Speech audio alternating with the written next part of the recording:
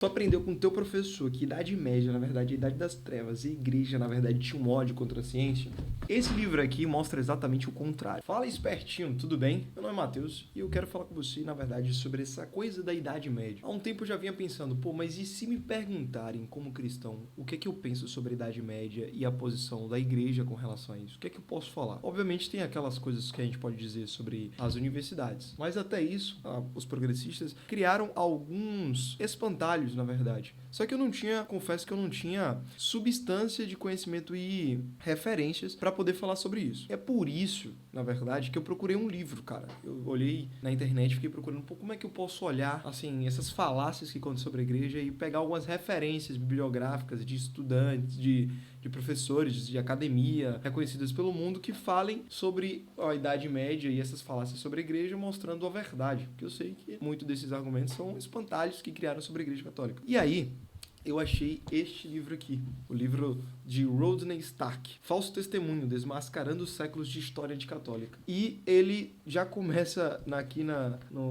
na primeira partezinha aqui, já dando uma investigada na capa, praticamente a contracapa aqui do livro, ele fala assim: os leitores não terão de crer em minhas palavras nessas refutações. Ou seja, ele está buscando refutar argumentos progressistas contra a igreja. E um deles, como todos vocês sabem, o seu professor sabidinho do colégio, do ensino médio, provavelmente já falou o fato do termo Idade das Trevas existir e ser coerente segundo a cabeça dele. De que a igreja católica sempre oprimiu as pessoas e não permitiu que a ciência tivesse um avanço naquele período, né? E eu fico me perguntando será que, tipo assim, existe pelo menos... você pode perguntar, a gente tem que fazer uma investigação sincera. Será que existe alguma coisa que seja verdadeira nessa afirmação? Não, não existe. E eu peguei aqui no computador, tem uma frase, eu vou até ler aqui pra vocês, tá? Do professor William Manchester, descrevendo a Idade Média aqui, pra você ver se isso não é exatamente o seu professor de história falando, né? Ele descreve a Idade Média como guerra incessante, corrupção, obsessão com mitos estranhos e uma estupidez quase impenetrável. A Idade das Trevas foi dura em todos os aspectos. Então você vê que alguns acadêmicos têm de fato um pavor à igreja, à religião e à Idade Média. Pintam como um tempo assim de verdadeiro terror para os seres humanos. A questão primeiro também começa muito sobre essa visão histórica de mundo, de que o fato de o tempo passar, independentemente de como agiremos no mundo, a cultura vai evoluir, a ciência vai evoluir e os homens se tornarão mais inteligentes, mais sábios. O fato de estarmos no século XXI faz obrigatoriamente com que todas as culturas e todos os homens sejam mais inteligentes, tenham mais acesso à cultura do que os homens de outros séculos. Isso não é uma verdade, né? A gente não está numa linearidade. As pessoas se tornam melhores ou se tornam piores. É só você ver na sua própria vida. Existem aqueles que, ao passar do tempo, ficam pior do que antes. E aqueles que melhoram com o tempo. Mas isso não é uma regra, não é uma lei que... O fato de passar o tempo, a civilização já melhora.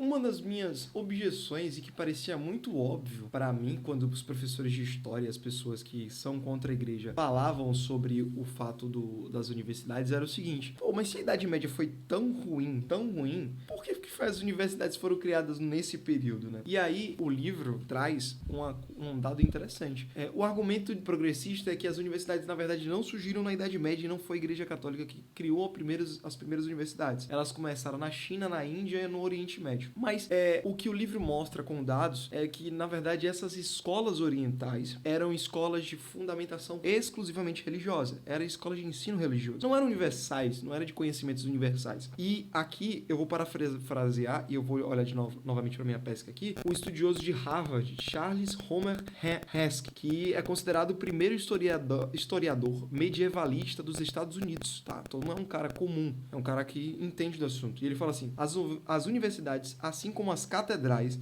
os parlamentos são um produto da Idade Média. Ou seja, é falácia de que a igreja era contra o conhecimento, porque todo mundo sabe que a ideia de ensino superior nasceu foi gestada dentro da igreja. Por quê? As primeiras universidades eram nada mais, nada menos do que locais como mosteiros, colégios que foram transformados em locais de ensino superior. Imagine, então, como é que essa mesma igreja que é contra a ciência abre universidades dentro de locais mais sacro, entendeu? Então não faz muito sentido. Para não ficar citando vários especialistas aqui, mas tem a Marcia Licolich também, né? E o livro aqui traz algumas palavras dela mostrando o que dentro dessas universidades, qual era a preocupação genuína dos professores, dos escolásticos. Cara, não era um argumento de autoridade. E o que é esse argumento de autoridade? O argumento de autoridade é aquele que o seu professor provavelmente já utilizou com você, que é o seguinte: eu sou professor, eu estou do lado certo, eu aprendi na universidade. Você acha que todas as universidades estão erradas? Você acha que todo professor que critica